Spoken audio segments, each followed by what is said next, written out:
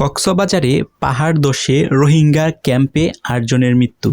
অর্থাৎ বাংলাদেশে যে রোহিঙ্গাগুলো আছে, অর্থাৎ ভারত থেকে যে আসা রোহিঙ্গারা, যারা হচ্ছে বাংলাদেশের সরকার তাদেরকে আশ্রয় দিছে এবং সেখানে হচ্ছে চট্টগ্রামের যে ক্যাম্পটা আছে রোহিঙ্গার, সেখানে কিন্তু চট্টগ্রাম তো একটা পাহাড়ি অঞ্চল, সেটা কিন্তু আপনারা জানেন।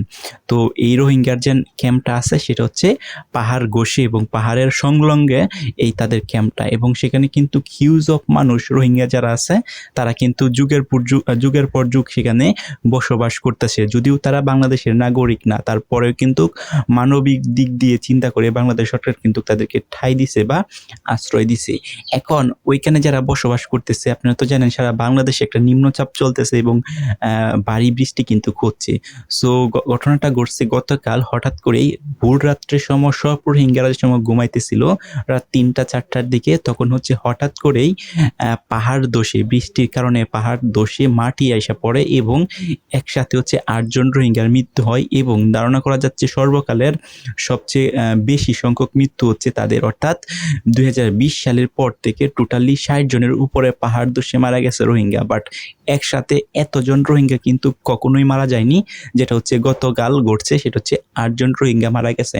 সেখানে যারা উদ্ধার কর্মী ছিল তারা কিন্তু উদ্ধার কার্যক্রম চালিয়ে একজনকে জীবিত উদ্ধার করা সম্ভব হয়েছে, অর্থাৎ একটা শিশুকে জীবিত উদ্ধার করা সম্ভব হয়েছে। বাকি যারা ছিল তাদেরকে জীবিত উদ্ধার করা সম্ভব হয় না, কারণ পাহাড় ধসে যে সময় নিচে পড়ে তখন কিন্তু এটার যে মাটিটা থাকে সেই মাটি কিন্তু অনেক মাটি উপর থেকে পড়ে, তো সেটার নিচে যদি কেউ চাপা পড়ে যায় তাহলে তাদেরকে উদ্ধার করা, অর্থাৎ জীবিত উদ্ধার করা এক প্রকার টাফ বিষয়।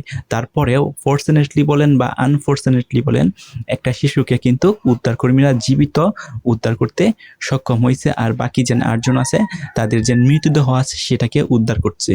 এখন এই যে রোহিঙ্গারা যেন এখানে বাস করতেছে, তারা কিন্তু এখানে সতর্ক অবস্থায় বাস করতেছে, বাট রাত্রে হঠাৎই ভূমিধসে যেন এরকম ঘটনা ঘটবে তারাও কিন্তু একটা অ্যালার্ট ছিল না, কারণ সবারই যে প্রাণ আছে সেটা কিন্তু খুবই মূল্যবান। তারা যদি জানতো তাহলে কিন্তু অবশ্যই সেখান থেকে চলে আসতো বা সেই স্থানটা ত্যাগ করে অন্য কোথাও চলে যাইতো, কিন্তু হঠাৎ করেই তারা রাতে ঘুমাইতেছিল, বাড়ি দর্শনের কারণে কিন্তু এরকম বেশ কয়েকটা ঘরের মধ্যে এরকম হচ্ছে পাহাড়ের মাটি যেগুলো আছে সেগুলো কিন্তু ধসে পড়ে।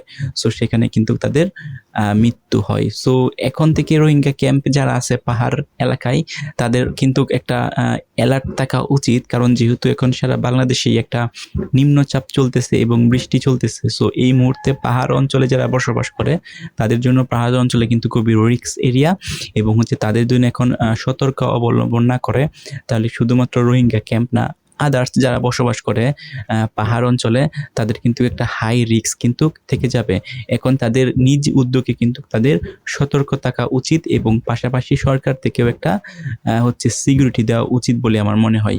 আপনাদের মতামত কি, কমেন্ট করে জানান।